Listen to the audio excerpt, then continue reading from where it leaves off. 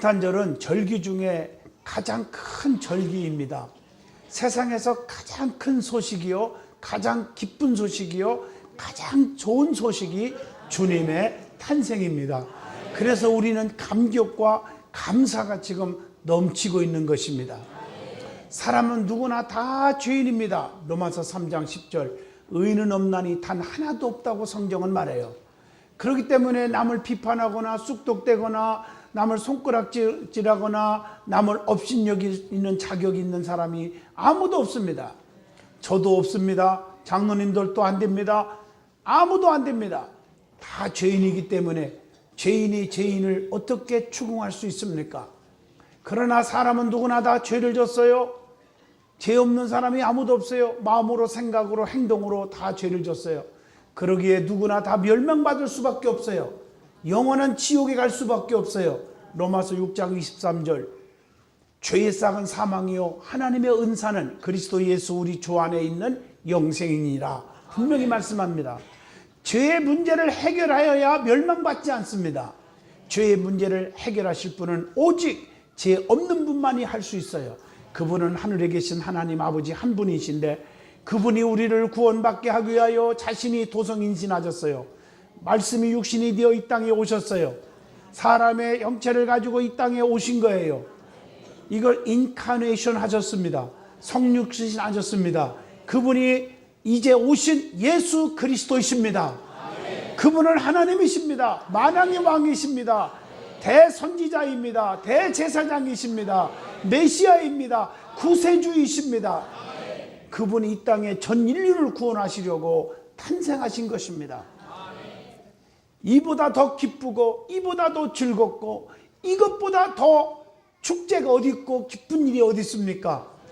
그렇기 때문에 동방에서부터 그 박사들이 먼 길에서부터 별의 인도를 받아가지고 베들레헴까지 와서 아기 예수님께 보배합을 열어서 가장 귀하고 비싼 황금과 유향과 모략을 들여서 경배할 수 있었습니다.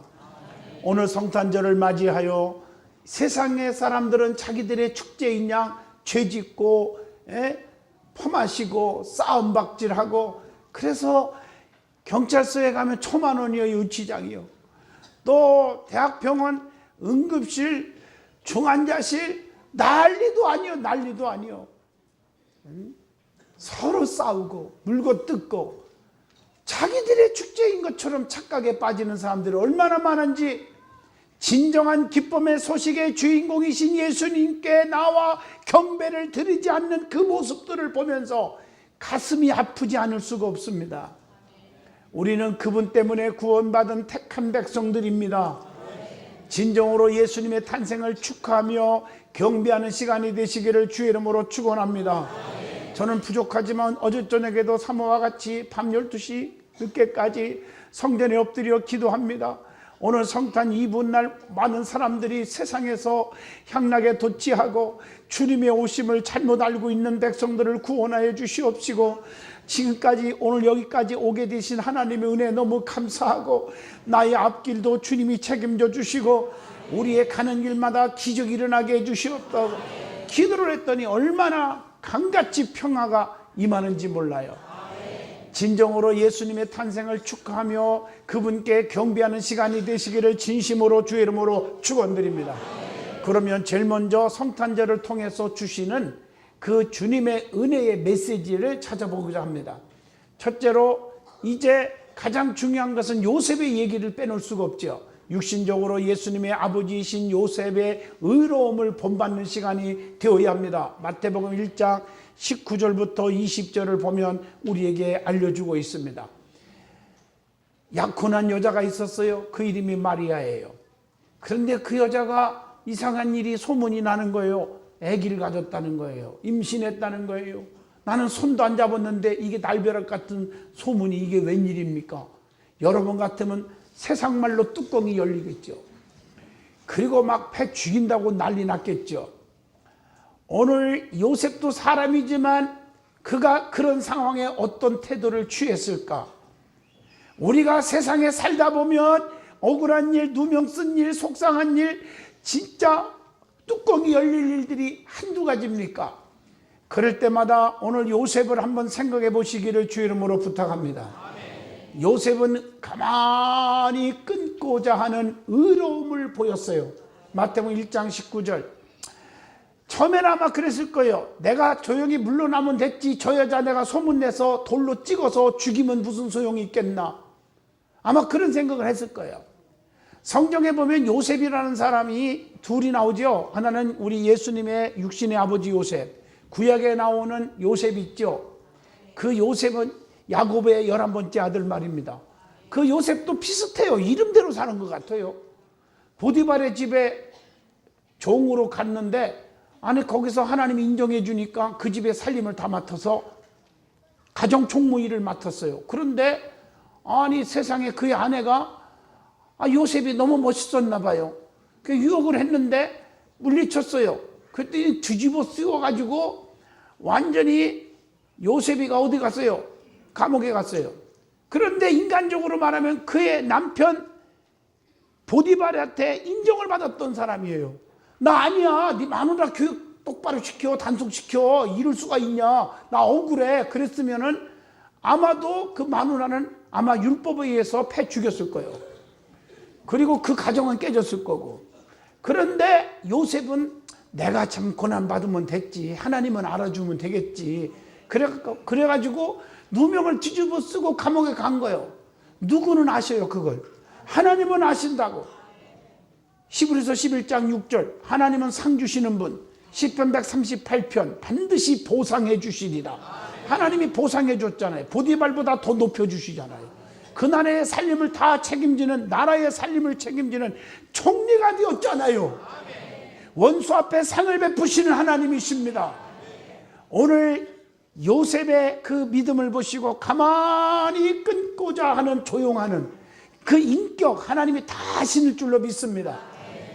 마리아의 치부를 드러내지 않으려고 하는 그 선한 마음, 쉽게 판단하거나 결정하지 아니하고 깊이 생각할 줄 아는 마음이 신앙생활에 중요하지 않겠습니까? 여러분, 사랑이 무엇입니까? 사랑은 베드로전서 4장 8절 보니까 무엇보다도 뜨겁게 서로 사랑할지니 사랑은 허다한 죄를 덮느니라. 그렇게 말씀하고 있어요.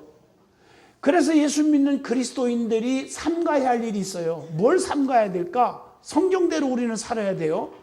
갈라디아서 5장 15절 보니까 만일 서로 물고 뜯으면 피차 멸망할까 조심하라. 서로 물고 뜯는 일을 삼가해야 돼요. 같이 다치는 거예요. 제가 만약에 누가 나를 약 올려갖고 승질나갖고 좁혔어봐요. 갈비뼈 5개는 부러졌을 거 아니야. 그러면 그 사람만 내가 속상하다고 팬걸 끝나는 게 아니라 나도 감옥에 가야 돼요. 대한민국은 법치국가예요.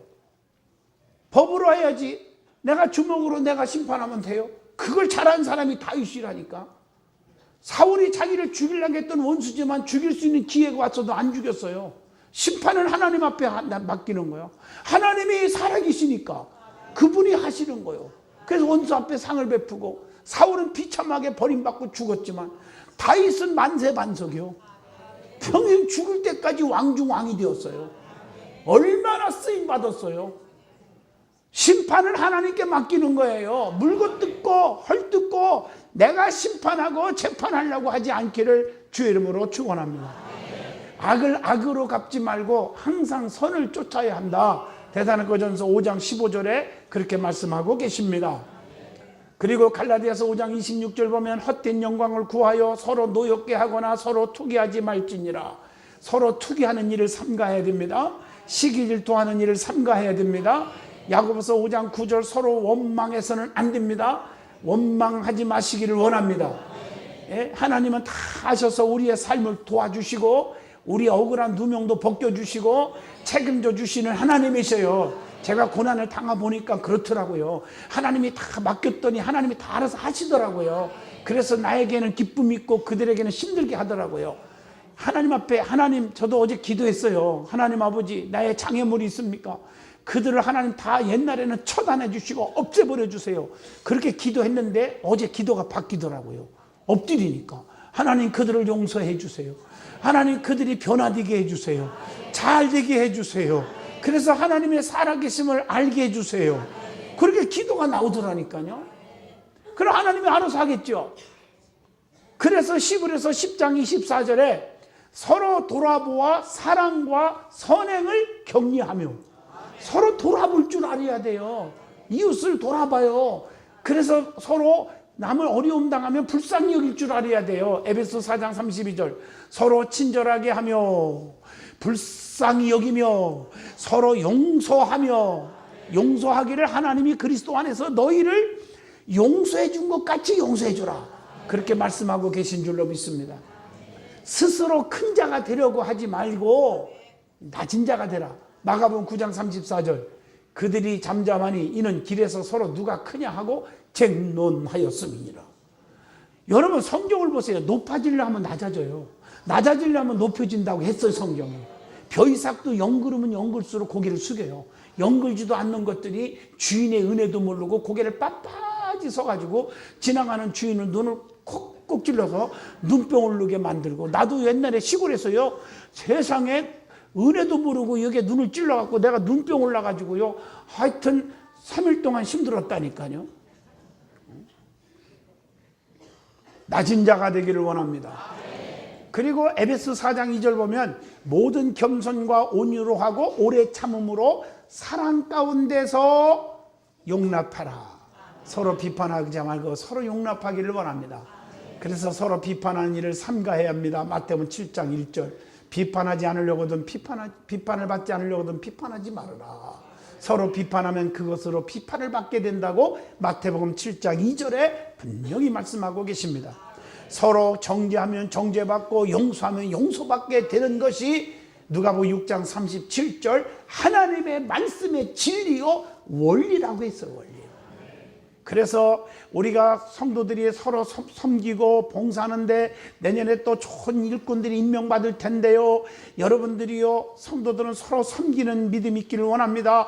교사건 찬양위원이건 우리 성가대원이건 일꾼을 당회에서 뽑아서 딱 임명하면요 존경할 줄 알고 따를 줄 알아야 돼요. 상처 주지 말고 지휘자도 존경하고 대장을 세웠으면 대장을 존경할 줄 아는 사람이 돼야 돼요. 그리고 반주자를 세웠으면 반주자에게 용기와 소망을 줄 줄 아는 인격적인 사람이 돼야 돼요. 부장을 세웠으면 교사들이 부장의 말을 따를 수 있어야 돼요. 그리고 장로님들을 세웠으면 장로님들을 존경할 줄 알아야 돼요. 주의종들을 세웠으면 주의종들의 가르침을 받을 줄 알아야 돼요. 이게 성령 받은 사람들의 모습이에요. 여러분들이 불러도 좋고 은혜도 좋지만 인격자가 되어야 하여요. 사람이 되어야 됩니다.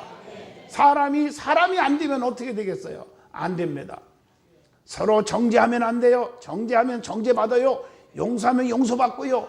이게 말씀의 원리예요. 하나님도 give and take를 하겠어요. 그리하면 이렇게 주겠다. 너 이렇게 하면 내가 이렇게 해주겠다. 이게 하나님의 원칙이에요. 그래서 성도들을 넘어뜨리게 하면 안 돼요. 실족케 하면 안 돼요. 로마서 14장 13절에 분명히 말했어요. 그래서 비방하지 말고 판단은 하나님께 맡기라. 야고보서 4장 11절에 분명히 우리에게 가르쳐주고 있습니다. 예수 믿는 사람이라면 이런 사람이 되어야 합니다. 어떤 사람이 되어야 할까요? 베드로전서 4장 8절 서로 덮어주는 사람, 고린도전서 13장 4절 서로 참아내는 사람, 빌립보 2장 3절 서로 양보하는 사람, 마태복음 5장 40절 서로 베풀 줄 아는 사람, 야고보서 4장 10절에 보면 주 앞에서 낮추라. 그리하면 주께서 너희를 높여주시리라. 서로 낮아지는 사람이 되란 말이에요. 데살로니가전서 5장 11절 그러므로 피차 권면하고 서로 덕을 세우기를 너희가 하는 것 같이 하라. 서로 권면하는 사람이 되시기를 주 이름으로 축원합니다. 그냥 사람들 많은 데서 공개로 심판하려 하지 말고 권면하는 사람이 되라. 조용히. 골로새서 3장 13절 누가 누구에게 불만이 있거든 서로 용납하여 피차 용서하되 주께서 너희를 용서하신 것 같이 너도 그리하라. 서로 용서하는 사람이 되라. 마태복음 1장 20절 의롭게 사는 요셉에게 하나님의 사자를 통해서 길을 인도받게 되었다는 것을 우리에게 또 교훈해 주고 있어요. 요셉은 불평하지 않았습니다. 성령님의 음성을 들었어요. 의롭게 사는 자에게 성령님의 음성이 들려와요. 성령의 음성을 들었을 때 의롭게 사는 요셉은 그 성령의 음성에 믿었고 순종했어요. 마태복음 1장 24절 요셉이 집에서 깨어 일어나 주의 사자의 분부대로 행하여 순종하여 그의 아내 데려왔으니 아내 데려오기를 두려워하지 말라. 마태복음 1장 20절에 그랬잖아요. 이는 성령으로 분명히 마리아가 잉태했는데 마태복음 1장 20절 그 음성을 들어요. 아들을 분명히 낳을 거다. 그 아들을 낳았는데 그 이름을 예수라 하라. 그 일은 저들의 죄에서 구원할 자이심이니라. 마태복음 1장 21절에 그 말씀을 듣고 요셉은 순종을 합니다. 순종은 주님을 기쁘시게 하며 자신에게도 놀라운 축복이 된다는 거 기억하시기를 바랍니다. 성경에 보면 순종할 때 죽을 자가 살고 순종할 때 병든 몸에서 고침받고 구원받는 기적들이 다 순종할 때 일어났어요. 순종이 그렇게 중요한 거예요. 요단강 7번 목욕하라 순종했어요. 여리고성 7바퀴 돌아라 순종했어요. 기적이 일어나잖아요. 다 기적이. 나뭇가지를 던져라 순종했더니 나무 도끼가 물 위에서 떠올라요. 순종할 때 기적이 일어나고 문제가 해결되잖아요. 깊은 곳에 그물을 던져라 순종했더니 그물이 찢어지도록 고기가 막 잡히는데 2배에 가득 실었잖아요. 우리가 순종하지 못해서 축복을 못 받는 거예요. 순종하는 성도가 되시기를 축원합니다. 그리고 마태복음 1장 25절 말씀처럼 성령님의 음성대로 마리아를 데려왔고 동침도 하지 않는 성결함을까지 요셉은 보였어요. 하나님의 뜻을 온전히 이루어 드리는 마음이 있었다 그 말이에요. 하나님은 자기를 깨끗게 하는 자를 귀하게 여겨주시기 때문에 디모데후서 2장 21절 말씀입니다. 성도는 의와 믿음과 사랑과 화평을 쫓아야 된다고 하는 디모데후서 2장 22절의 말씀을 기억해 주시기를 바랍니다. 자, 두 번째로 이제 동방박사들 얘기 좀 하려고 합니다. 이 동방박사들이 예수님께 경배한 모습을 이제 본받아야 돼요. 조금 전에는 요셉에 대한 얘기를 했고 동방박사를 본받읍시다. 동방에서부터 찾아왔어요. 머나먼 길에서 찾아왔어요. 마태복음 2장 1절로 2절. 뭘 통해서 왔어요? 별을 통해서. 별의 인도를 받아서 왔어요. 아기와 예수 만왕의 왕이 오신 걸 믿는 자에게는 별의 인도처럼 주님의 인도를 받을 줄로 믿습니다. 성도는 주님의 인도. 요한복음 10장 27절 내 양은 내 음성을 들으며 나는 그들을 알며 그들은 나를 따르느니라. 이렇게 말씀하고 계세요. 내 지식과 내 생각과 내 상식을 다 버려야 됩니다. 그래야 하나님의 인도를 받을 수 있다고 요한복음 15장 7절에도 교훈합니다. 그들은 동방에서부터 왔어요. 많은 시간을 보낸 거예요. 그것뿐입니까? 그들은 마태복음 2장 11절에 보배함을 열었어요. 그래서 가장 비싸고 귀한 것 황금, 유황, 모략을 드렸어요. 보배함을 열었기에 귀한 것을 드릴 수가 있었어요. 마태복음 2장 1절에 마리아가 옥합을 깰 때 비싼 향유를 순전한 나드 한 옥합을 드릴 수가 있었어요. 마가복음 14장 3절 말씀에 우리는 보배함을 열을 수 있는 믿음이 있기를 주의 이름으로 축원합니다. 가장 귀한 보배함을 움켜쥐고 있다고 내 것이 아니에요. 보배함을 열어서 황금과 유황과 모략을 드린 것처럼 우리도 주님 앞에 드릴 수 있는 믿음이 있기를 원합니다. 그리고 아기 예수님께 엎드려서 경배했어요. 마태복음 2장 11절. 이것은 보통 겸손이 아니에요. 엄청난 겸손의 표시예요. 주님을 구세주로 만왕의 왕으로 인정했고 그분을 믿었던 거예요. 성도는 주님께 경배의 신앙을 가져야 됩니다. 예배의 신앙을 가져야 돼요. 그분을 사랑하고 존경해야 돼요. 경배라는 뜻은 주님을 사랑하고 그분께 엎드리고 예배하는 것을 의미합니다. 성도는 성탄절을 통해서 예수님께 대한 예배의 신앙을 회복되어야 될 줄로 믿습니다. 그냥 1년에 한 번 지나가는 성탄절 축하합니다가 아닙니다. 예배의 신앙이 회복되는 시간이 되어야 돼요. 앞으로도 평생 동안 내가 예배의 신앙이 회복되리라. 예배가 너무 귀하다. 이걸 알아야 돼요. 그냥 주일 한 번만 딱 드리고 끝나니까 믿음이 안 자라요. 저희 교회도 보면 그런 분들이 거의 교회를 또 떠나고 등지고 그래요. 믿음이 떨어지니까 누구 때문에 자기가 믿음이 없는 걸 한 번도 얘기 안 하니 하나님이 다 듣고 계시고 보고 계시다는 거 모르시는가 봐요. 성도는 성탄절을 통해서 예수님께 대한 예배의 신앙을 회복해야 될 줄로 믿습니다. 그래서 요한복음 4장 24절 하나님은 영이시니 예배하는 자가 신령과 진정으로 예배할지니라. 예배의 요소는 4가지 누누이 말씀드렸죠. 말씀, 기도, 찬송, 그리고 예물입니다. 신령과 진정으로 찬양하고 예물 드리고 신령과 진정으로 기도하고 신령과 진정한 마음으로 말씀을 들어야 돼요.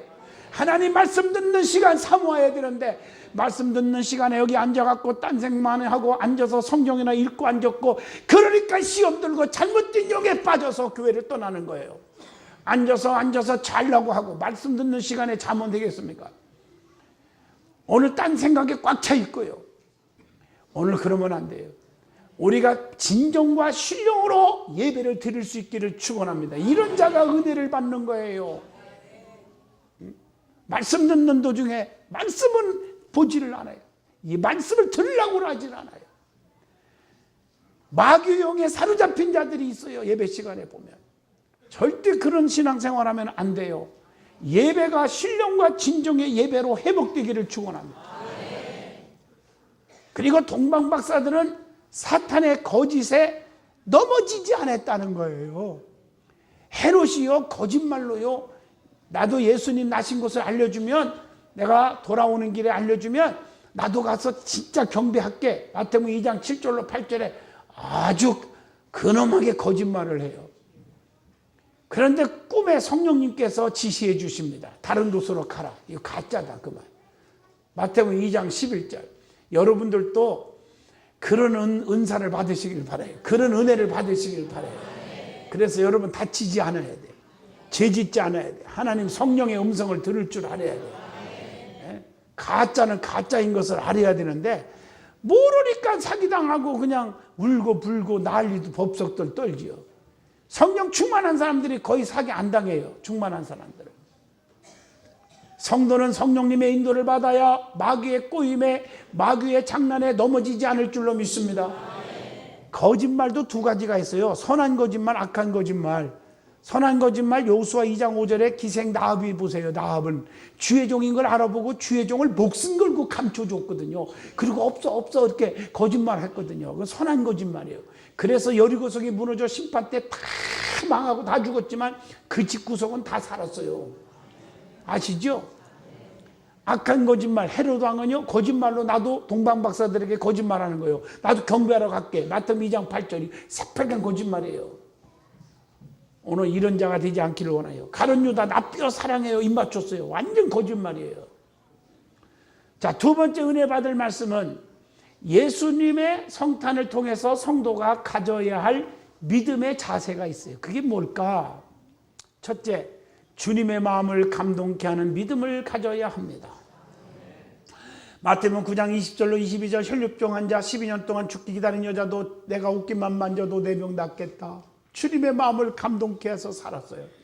마가복음 10장 48절 소경 바디메오처럼 시끄럽다 하거나 말거나 더욱더 소리질러 부르짖다가 주님의 마음을 감동케 해서 눈이 떠졌어요. 마가복음 7장 28절로 29절 수르복음에게 여인도 귀신 들린 딸을 고쳐달라고 했더니 고쳐주기는커녕 개들에게 던짐이 마땅하도다. 그때 주님, 개들에게 던짐이 마땅하지만 개들도 상 아래 버려두는 부스러기라도 주워 먹지 않습니까? 그게 주님의 마음을 감동케 해서 딸이 깨끗이 나았습니다. 가버나움의 백부장 마태복음 8장 5절로 13절에 보니까 주님 말씀 한마디만 해도 중풍병으로 죽어가는 내 하인이 낫겠습니다. 주님의 마음에 감동되어 너같이 믿음 좋은 사람 처음 봤다. 가라 네 믿음대로 되라. 즉시로 하인이 나으니라. 신앙생활하면서 주님의 마음에 감동케 하십시오. 그게 축복인 줄로 믿습니다.